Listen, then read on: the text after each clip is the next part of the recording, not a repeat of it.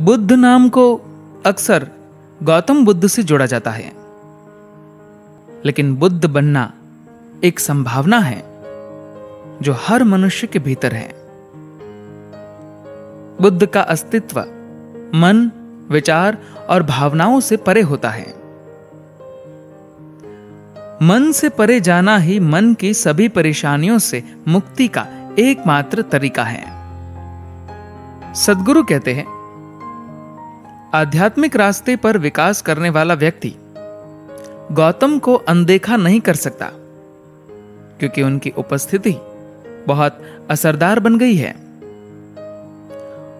उनके अपने जीवन में 40,000 भिक्षु बाहर जाकर उनके ज्ञान और आध्यात्मिक प्रक्रिया को फैला रहे थे।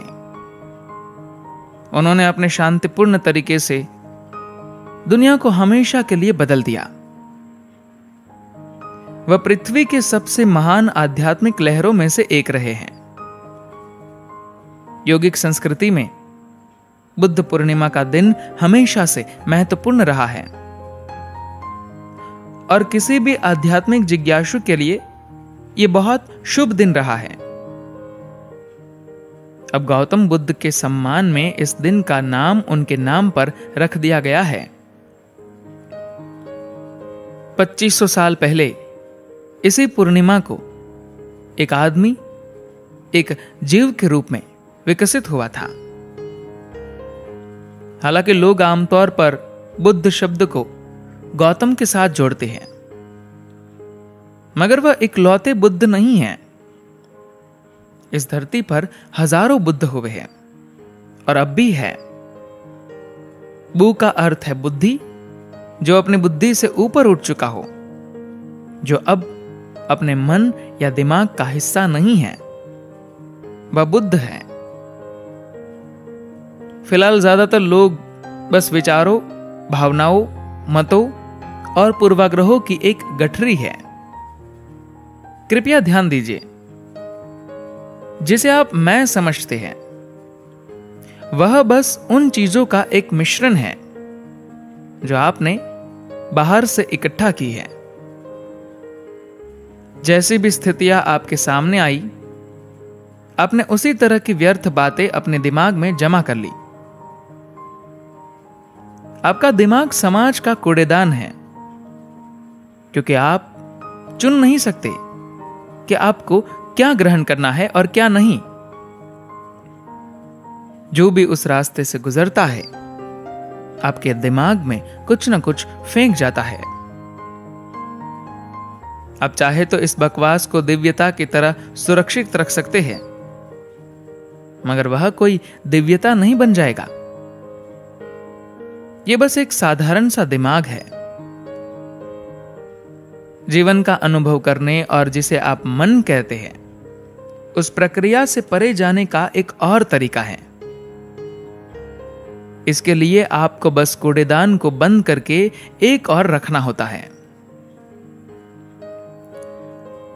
मन बहुत अद्भुत चीज है, लेकिन यदि आप उसमें अटक गए तो वह आपको लगातार छलता रहेगा। अगर आप मन में अटके रहने वाले इंसान हैं, तो आप लगातार दुखी रहेंगे। आप इससे बच नहीं सकते। कष्ट या पीड़ा से आप बच नहीं सकते। हो सकता है कि सूर्यास्त देखते समय वह आपको इतना खूबसूरत लगे कि आप सब कुछ भूल जाए,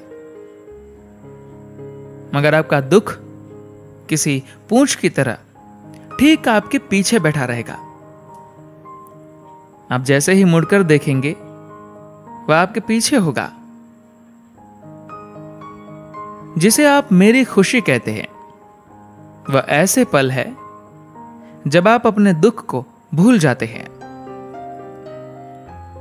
जब तक आप मन में मौजूद होंगे, भय, बेचैनी और संघर्ष से बच नहीं सकते। मन का स्वभाव ही यह है। लोग मन की यातना को नहीं झेल पाते, इसलिए उन्होंने समाज में मन के नीचे जाने के कई तरीके गढ़ लिए हैं। डटकर खाना, शराब, इंद्रिय सुखों में डूबे रहना, ये सब मन से नीचे जाने के तरीके हैं। लोग इन तरीकों का इस्तेमाल करके कुछ पलों के लिए अपनी यातना भूल जाते हैं। अब बोतल पीकर सो जाते हैं। कुछ घंटों के लिए आपका मन आपको परेशान नहीं करता, क्योंकि आप मन के नीचे चले जाते हैं। आपको बहुत सुख मिलता है और बहुत राहत मिलती है, क्योंकि आपके मन की यंत्रणाएं अचानक से गायब हो जाती है। इसलिए आपको इसकी लत लग जाती है। मगर विकास प्रक्रिया की प्रकृति ऐसी है कि यह जीव जो मन के नीचे था, अब मन में पहुंच गया है। अगर वह मुक्त होना चाहता है तो उसे मन के परे जाना होगा। विकास प्रक्रिया में पीछे जाने जैसी कोई चीज नहीं होती। अगर आप किसी रसायन का इस्तेमाल करके मन के नीचे जाते हैं तो आप देखेंगे कि जीवन की सच्चाई हमेशा ज्यादा तीव्रता से तब आपके सामने आती है जब उस रसायन का असर समाप्त हो जाता है। हमेशा ऐसा ही होता है। दुख बढ़ जाता है।